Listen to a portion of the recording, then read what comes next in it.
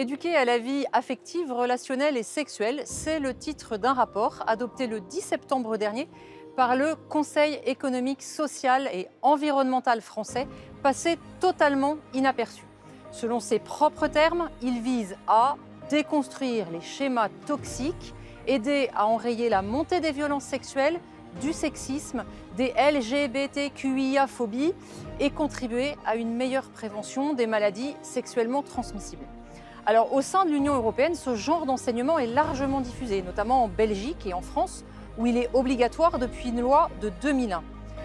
En 2022, au prétexte louable de la lutte contre les violences sexuelles à l'égard des enfants, la Commission européenne avait d'ailleurs encouragé au développement de ces enseignements dans les collectivités territoriales en Europe.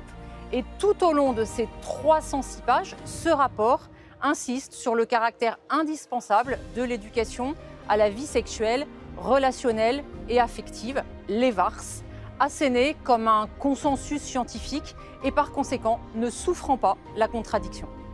La famille est dépeinte comme le premier incubateur du sexisme dans la société.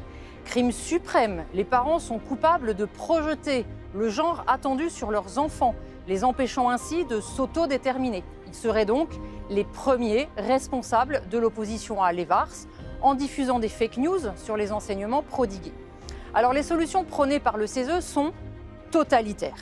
Ils souhaitent généraliser l'EVARS à tous les lieux accueillant des enfants, depuis la colonie de vacances jusqu'au club sportif, et ils demandent à l'État de financer des producteurs et influenceurs créant du contenu compatible avec l'EVARS. Enfin, ils préconisent que l'Arcom contrôle les médias afin qu'ils diffusent des productions prenant en compte la diversité des sexualités et des identités de genre. Mais plus grave, le rapport demande que cette éducation affective et sexuelle soit mise en place dès le plus jeune âge. Il est interdit de définir son enfant comme une fille ou un garçon, mais il faudrait néanmoins leur apprendre la sexualité dès le berceau. Après être asexué, l'enfant est sexualisé.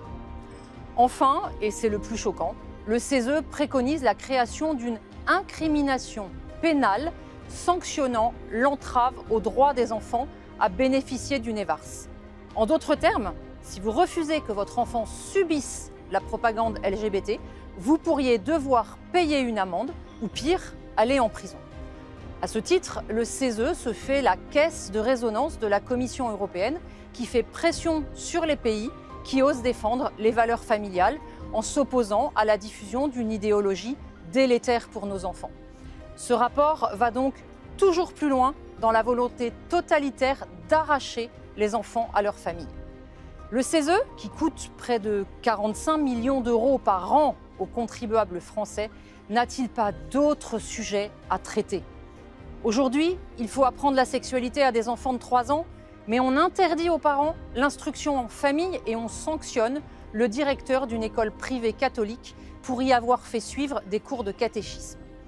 Si les préconisations de ce rapport sont appliquées, elles sont en violation avec la Convention européenne des droits de l'homme qui consacre le droit des parents à l'instruction et à l'éducation de leurs enfants. Comme élus français au Parlement européen, nous nous y opposons avec fermeté. Certains États membres remettent d'ailleurs en place une véritable politique familiale, conscient des enjeux éthiques, éducationnels et démographiques auxquels notre continent est confronté. Et nous pensons que c'est une voie à suivre. Le CESE s'est donc bien éloigné de sa mission de conseil et de représentation des territoires prévue par la Constitution. À l'heure où l'on cherche des économies à faire dans tous les secteurs, puisqu'il est devenu un organe idéologique de plus, la question de sa suppression doit être posée sans tabou.